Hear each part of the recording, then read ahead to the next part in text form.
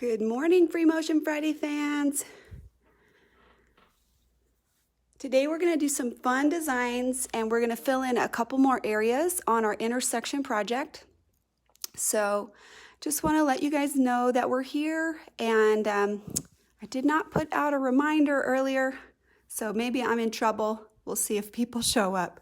But I'm trying to do it regularly. I'll try to have it here every Friday unless I say I will not have it. So I definitely will try to put out those kind of notifications. Hello, Linda Carter, my neighbor. So great that you're here. She's one of my local peeps and an amazing quilter. She's put up some great projects, and I've been watching her through COVID, so it's been fun seeing what she's doing. Hello, Karen. So the designs that we're going to do today are, the first one is going to be this onion top echo, and we'll start out with a little bit of drawing. So it's a partial circle, and I'm just going to freehand it, so just go with me here. And it has a space on the inside like that. So what I did is, from the center position, I took my crosshair square and I marked the quadrants, which would be like this, right? And then I split them. So essentially it would look like this, and then each of these would have a half. So the crosshair square is a Sew Steady tool, and it lets me do that pretty exactly.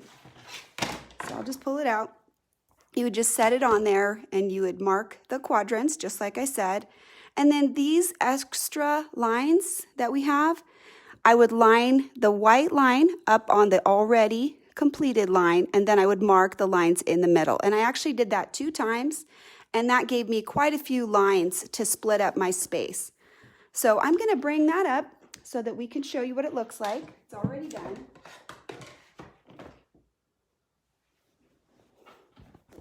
Actually, let's do the design first. That way we won't have to flip back and forth. So each of these little boxes, we're going to put in a triangle, but we're going to make our triangle look a little bit unique. So let's see if we can get you in a little closer so you could see better. Right there. Is that a little bit better? I just kind of want a tight view so you can see what we're doing. We're working with an S shape. Okay, so this is the featured shape, and we're just going to repeat that. So we'll just start from one of the lines. I would continue, as many lines as I had, and if I needed a line that was cut off by a design as a reference, I would actually just draw that in. So what we're doing is, from the inner part, from the inside, you're going to start your S close to the top. So it's going to go like this, and you're going to come to the middle. And then here, you're going to go out and into the middle like that. So close to the middle and then out. This is a little bit of a elongated. Mine is going to be a little better balanced because it's an actual shape. So here, think about traveling along this line on the inside to the middle, and then along this center line and back to the middle. Oh, I got a weird bump in there. Okay, and then we'll just do that each time.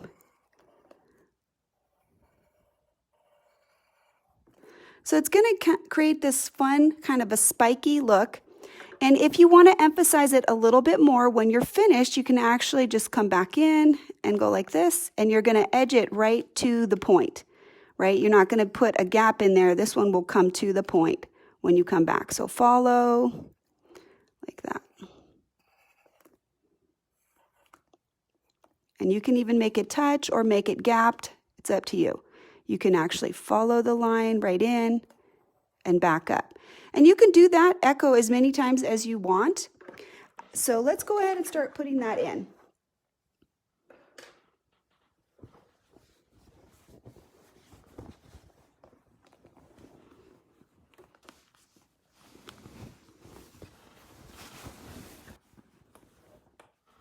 Let's see where we are. Here we go. So you'll be able to see it's a little bit easier because this is a better balanced. And what I meant about having the actual line out here where this is, I'm going to actually just mark this really fast. It's about in line with that one. because it would go right through the center and it would cross right there. I need this so that I can have this reference line right here to see what that shape would look like all the way. Okay, and we'll just use that as the middle. So here you would come down and curve in like that. Okay, so a little bit of this like that. All right, so let's get started. We'll actually just use that right there, and I'm just going to ignore that tiny little piece because there's no reason to bulk that up if I don't need to. This is kind of a flat S, right? It's not so curvy. It's a little bit flatter.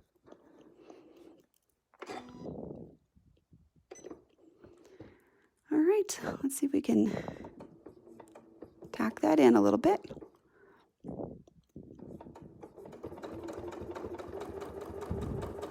And come right to the middle.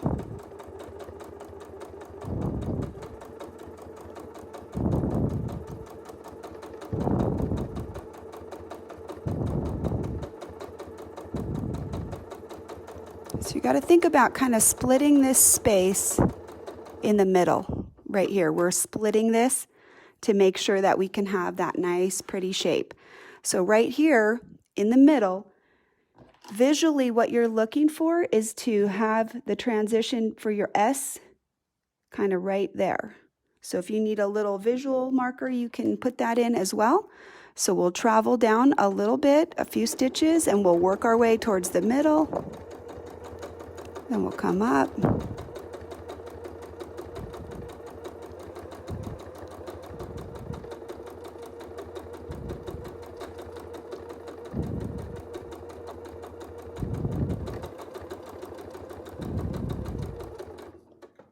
All right, let's see how we're doing. I need to adjust my tension, I think, a little. I tested it this morning, but I always test it on a scrap, and the scrap is not the same as this. So notice I'm not turning my sandwich, I'm just following the lines that I need to.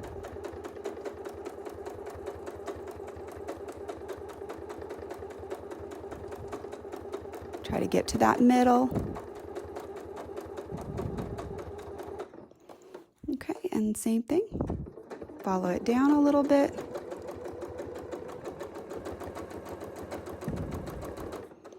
Oh, that one went a little wonky, so let's just make it wonkier. We don't care if it's wonky. If you just put a little more quilting in there, it'll look like you meant to do that, right?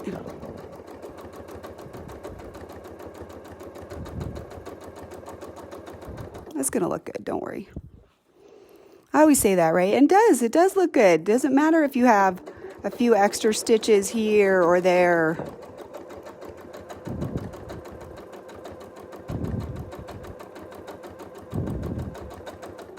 So just to show you some things real quick, I'll pause for a second.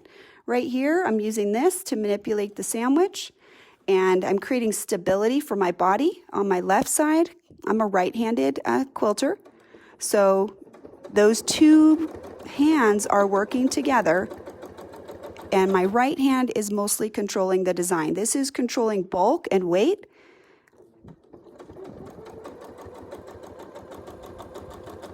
But my right hand is working with my eyeballs. So you'll see we can put another layer of this echo in there if you wanted to.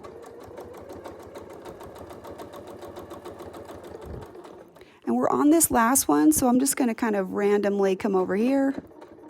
We'll put a little random echo right in there to fill that in. So let's put a few tacking stitches right there. We'll take it out.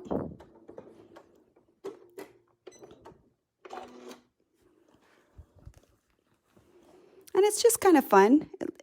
I like this particular design because it pushes out in the sense that it kind of makes it go outwards that way. So I like that sensation, that movement, that visual appeal. All right, let's see what we got. Got a few more threads there still. Always with the markings, right? It just makes it so hard to see. Let's hope I didn't test it out on the back. Did I? Oh, good. I was trying out some of the designs on the back Fortunately, it looks fine.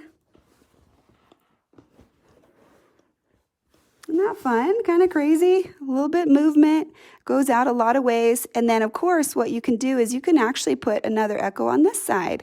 If you want to fill this in some more and you want more density, it's a little bit more open on this side now that we've put in this fill. So we can just put a whole nother layer of that on there and it's going to look amazing. All right, so let's see where we're at.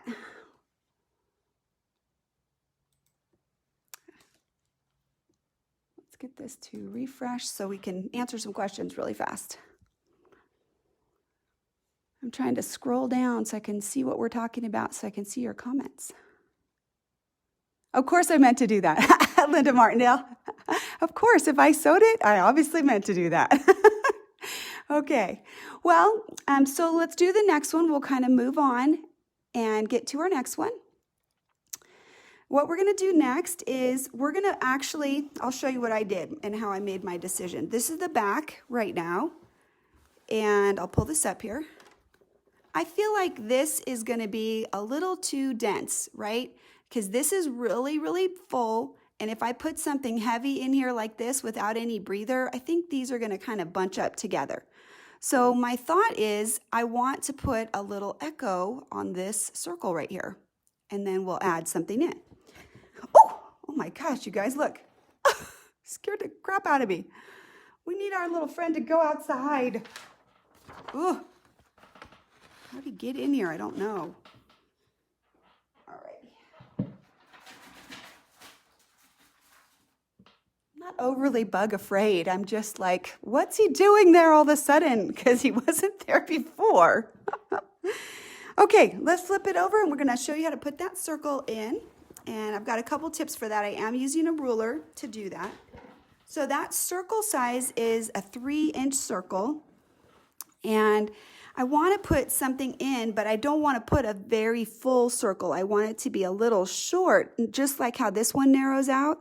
I want the echo to narrow out too. So what I did is I stuck this circle on there. And right about here is the center point of this whole part of this design. So what I want to do is I want to line this up centered on that so I can push it down a little bit from center and get an echo. So let me turn it so you can see it. I want you to be able to see the alignment on here. All right. So if I lined it up right like that, that's a 1/4 inch echo because the foot's going to take up a 1/2 inch all the way around. So if I just push it just slightly down, it's going to narrow it out just a little bit and it'll come, farther down here, just a tiny bit. So once I've got that, you can always put your ruler foot actually in there and just go like this and see what you're going to get. See if you get what you think you're going to get. See how my foot fits right in there, but it's a little wider on this side. So I'm just going to push it in a little bit on that side to make it the same on both sides. Okay, and then I'll pick up my bobbin thread right there, right in that seam, and we'll sew this. So it looks like it's going to be a big space, but it's really not. It's only going to be about a 1/4 inch echo. The one thing that is going to do, and it's going to make our lives maybe a slight bit harder, is it's going to make the little space that we created even smaller than it already is. So we're going to have to make sure that we are careful when we do that. So let me check and make sure I got a good fit. Did I shift things around? I think I did a little bit. Oh, it's fine. It'll all work out, right? Just sew it.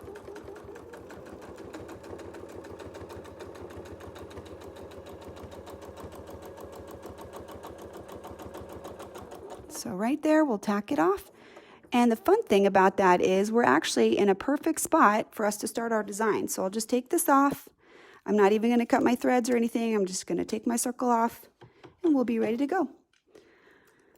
So always when we have these really narrow spaces, let's see if I can get my paper back out. My bug paper. We have a circle. And we have a circle that comes out of it. So right in this area, it is super narrow right there. a lot of times I think it's not even worth trying to put something in there because I really can't fit anything in there. So what you could do is you could just kind of do like a little wavy line, and then you can start going into your design like that. Okay, because that is so small, you can't see anything, you can't do anything, you're just creating the illusion of movement until you can actually do your little wavy line. All right, so yeah, that's a good workaround, I think. That just makes your life so much easier. I want about at least 1/4 of an inch for me to be able to start moving with the design. So let's see if we can orient it so you can get a better view. All right. So now remember, this is going to be left alone right there. We're not doing anything with that. We're filling this space right here. So you can see right there how incredibly narrow that is right there. One of the things that's important when we're starting this is we have to go a little bit faster because it's so tiny. So I'm just going to put my little wavy line.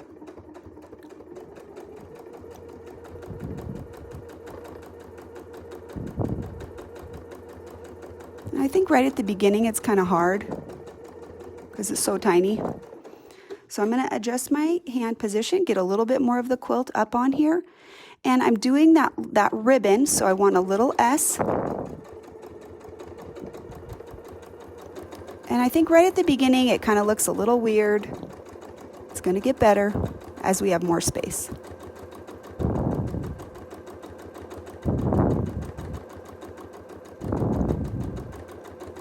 Try not to rush it.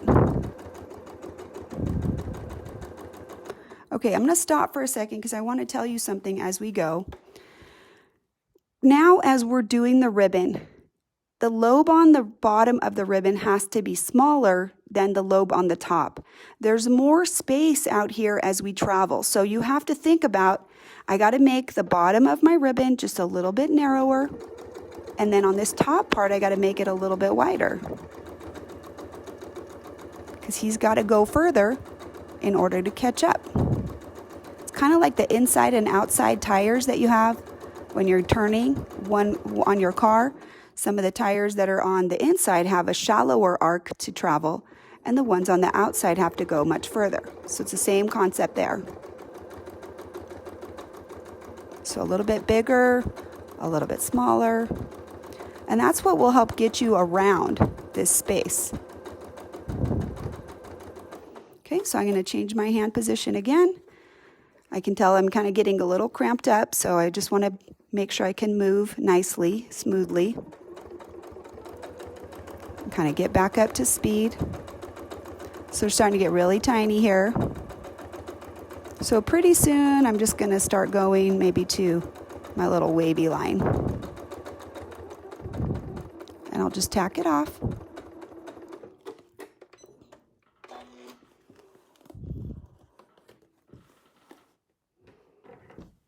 And we'll cut that.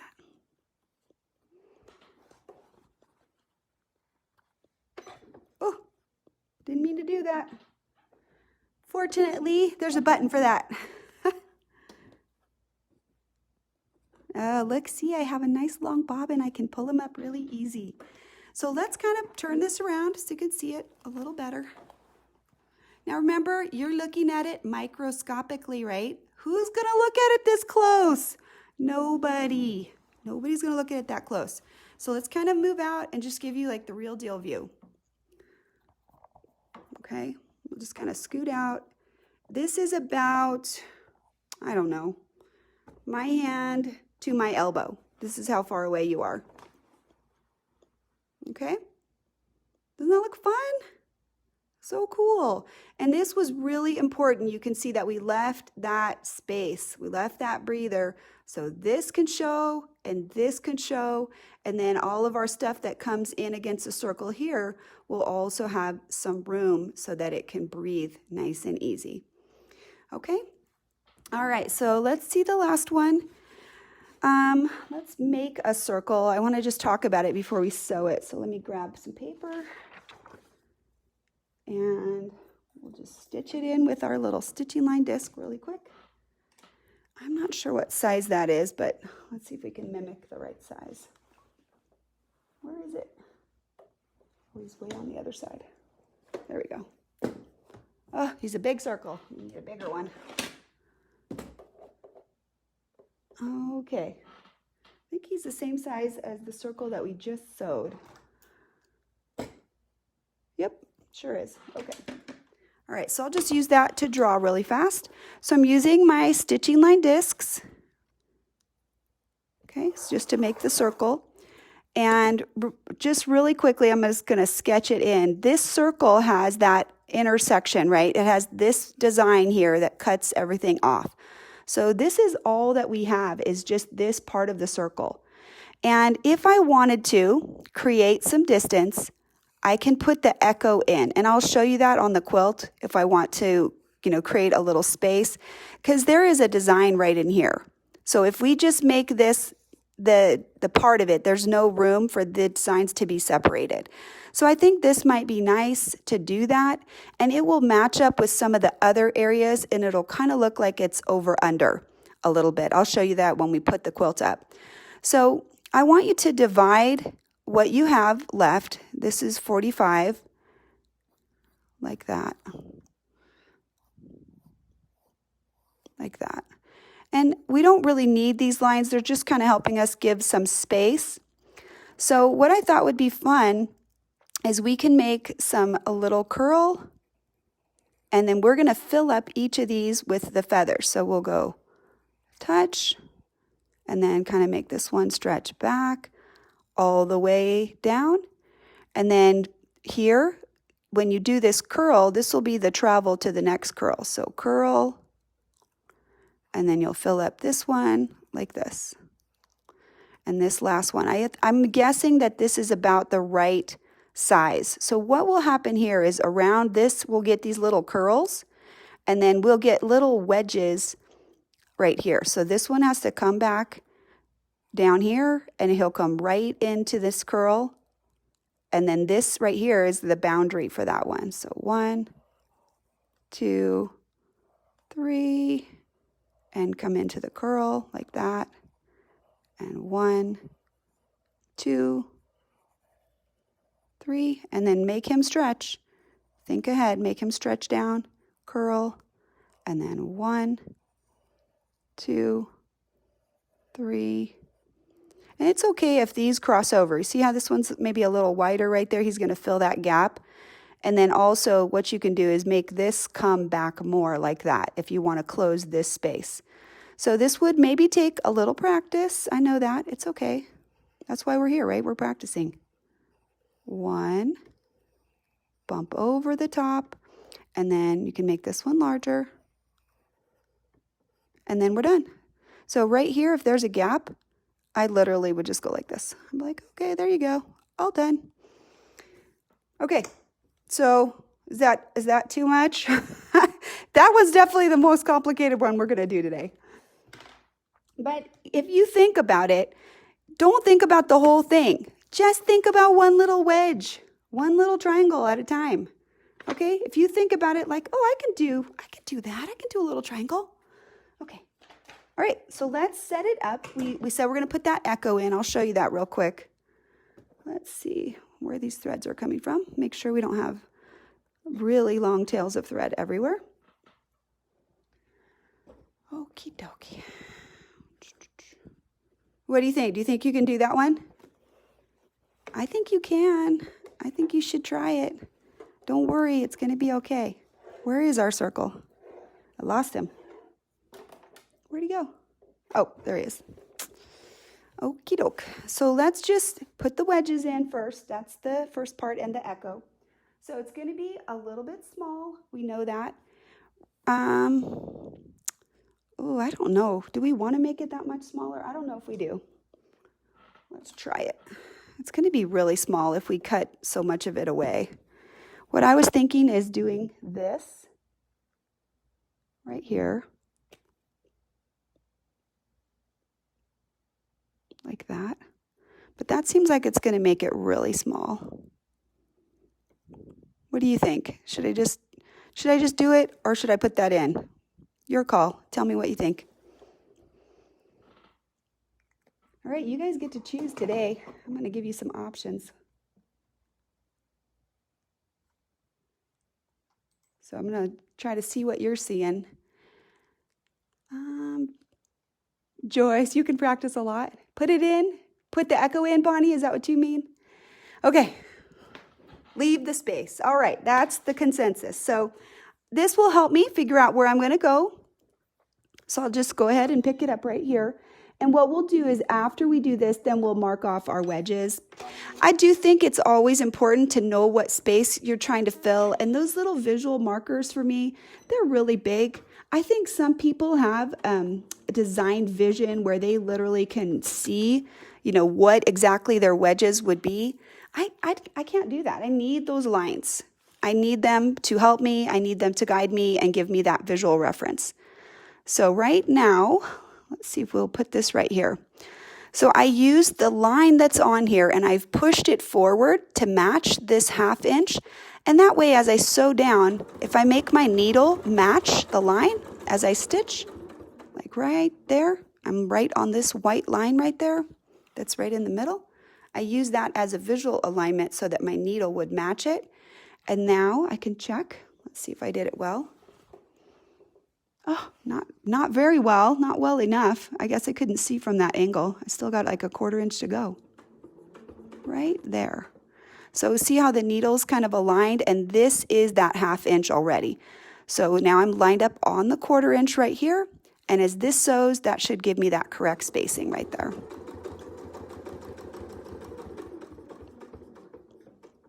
All right, so let's mark off those wedges so we can get our little triangle ready to go. And looks like we start on the inside when we did ours. Just for clarity, let me show you. Okay, all of our little things right here, they're going around the inside. So I kind of need to move my needle. I'm out here on the end. I need to be on this inner side. So let's mark this as the 45, and we'll mark the 90s, and then we'll add that last mark. And it doesn't have to be, so perfect. I don't need to use something that's really, really specific as in terms of the marking. So let's just go ahead and go like this. Okay, and then since this is measured from this inside, this circle is centered here, make sure that your marks come from that position. Okay, because otherwise you'll get kind of a weird shape if you don't do that. So I'm just going to split this one in the middle, about right there, I think. Okay, so, oh yeah, he's really tiny.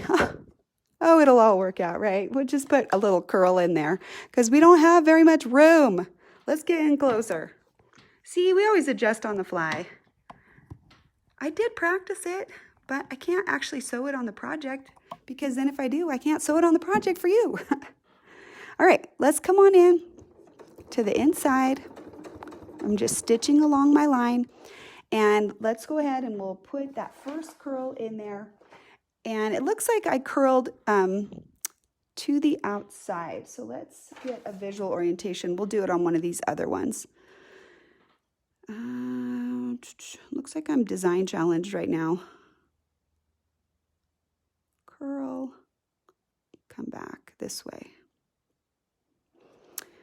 So we want all of the curls to go this way, this way. Okay, I got it now.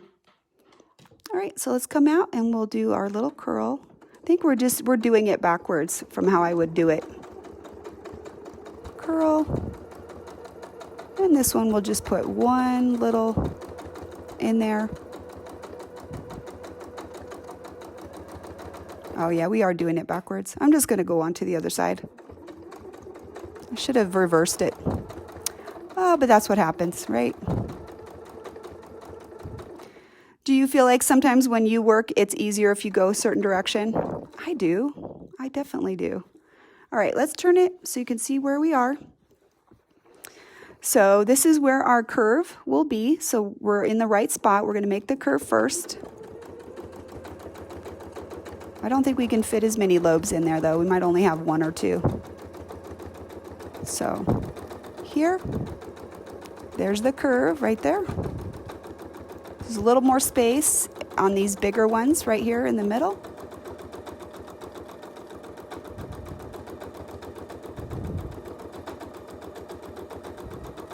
So put that little curl in right there.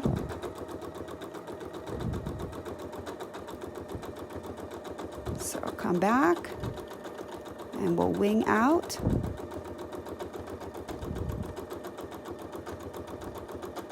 And then we'll just travel right along there and put the curve in.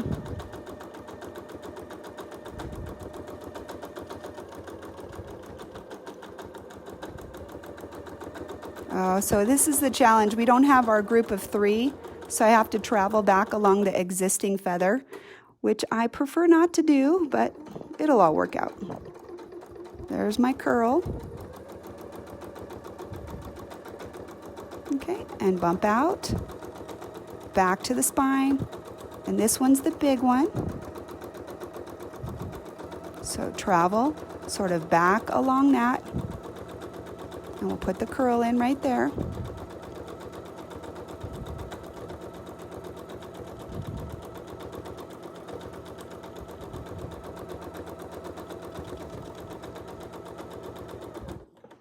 All right, and see what I did when I didn't do my curl for this one? Let's just put another one in there because we can. I think it'll all work out. A little one, and then we'll just fill that one in, and that other one will just fit right in there. All right, let's tack them off and let's see what we get. So these are pretty small. We haven't talked about this much, but one of the things that I want to try to do as much as possible is put more than one of any given design. So we've done a couple of different feathers, and they're very much the same style of feathers, but they're fitting different shapes. So they're feathers, and then they have a little curve on them, the little spiral. So that's going to create some parity between those designs. Then we've used sort of that S curve a few times. We've used the swirly a few times. We've only used the ribbon, we've only used this one time so far. So we would want to try to integrate this in another space and use it again. So we've used the S curve here, and we used the S curve on the one that we did earlier today. It's on the other side over there. So we've used that a couple of times. Anytime that I have any single design, I want to use it a few more times so that we can make all of the pieces kind of look like they're working together. So let's flip it over, see what we get. Oh, it's cute. Let's come out a little bit so we can give you a good view. Can you see it? Let's tip it up a little bit. There you go. Okay. So that's, remember, you don't have to stick your nose on it. It's going to look all good. So I'll scoot it out just a little bit more so you can maybe see some light shadow on it. I'm going to put it on my lap. Oh, we're upside down too. Oh yeah, we are, because otherwise we can't see it. So this is the back. I think sometimes the thread looks always different on the back, right? It definitely looks different on the back. There. Oh, you can see all of my cords and everything, huh? My big mess. There you go. Let's make sure we're tight. We don't want that thing going anywhere or falling down. All right, but there you go. That way you can just kind of get a bigger section of it, a bigger piece of it, how it looks. And I like that it's kind of going in a direction, kind of creates this sense of swirling this way. So those are the designs that we have for today. And once we take out all of the chalk marks and everything and all of the marking, it's going to look amazing. So let me just pull that out a little so you can see that better. Right? It's going to be very fun. All right, so let's see. Lots of cords. Yes, lots of cords under there. So we're having fun. We're not trying to be, ultra perfect. I know that I can teach, but I know I'm not the best quilter in the world, but I really don't care. I just am going to just quilt the tar out of it and enjoy it, and it's going to look great. The more you quilt it, the more it's going to look great, and the better you're going to get. So I hope you guys have a great day, and I'm looking forward to Sunday. I think I'm going to be sharing some designs based on straight lines and based on the Sashly templates. So we're going to try to do a little bit of information about that. I got some ideas for that. And then I've got some classes coming up, both beginner classes and some feather classes. And if you missed, the Sashiko Fills class was really successful. We had like over 500 people sign up for that. And the feedback was really great. So I've got another one of those coming up in the middle of July if you're interested. So, Peggy, good question. You're right. I forgot about that. So probably I will not be working on the 4th. I think I'll have to contact So Steady and let them know that I will not be doing that because I will have all of my kids here. So that'd be quite distracting. But good. Thank you for that. And congratulations, Peggy Anderson, on your win and on your certification. I was very happy for you. And Joyce, did you see that they said, yes, you can get credit for the classes that you took in Reno? You just have to fill out that form and just let them know what classes that it was, and then they'll respond back to you. So, all right, you guys. And Nan, have a great day, everybody. Take care. I'll talk to you soon. Bye-bye.